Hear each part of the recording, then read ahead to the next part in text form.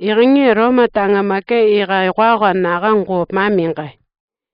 Iwaga wonga wirango. Tanga yaga meta. Apakwanga na waminga. Amaga naga igu.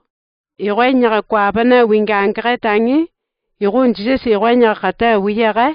Amaga Israel tanga naga hongwa. Njisi igu abata. Iwaga wonga wiyaga iwaya angwa iwimakatanga ndinga andawarikare. Kunjisi iwaya wimapi. Kukwa agwena topu.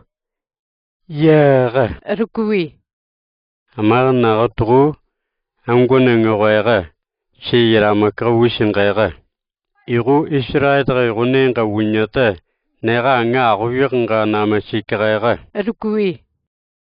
Ituangunga. Njisi igu kuta anakui. Ku upiyi. Amaga maka iwaga naga iwaga angatanga kaga iri patratangwa. Igu iwaga kuyamaga iwaw. Njisi iwaga tipunga andawarikare. Naga ugi si qaib maya. Si nyaga angatangisa yabatangandinga. Ni amaga angwana kuna himanjra. Ni baka inanjra.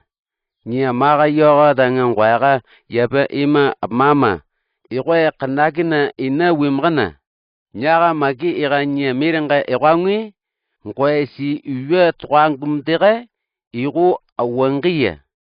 Nkwa si mbiya twangumdere. Igu apangiya.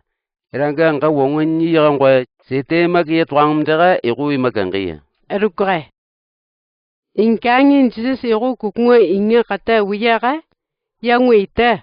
Kanaki hingwa magunaga. Amaga iwe kanaki wiyanda tangu wiyu rukure. Sakwe. Maga tugu kujura hege yaranga pangi inyi. Israel kantungi. Yungwa makungwa itingaga. Rukure. Inkangi amaga. Make ira naga igonda warikara iwa. Iwa anga iyunga angi apuyi. Wanga wiyaga igu angwa merangi yagungui.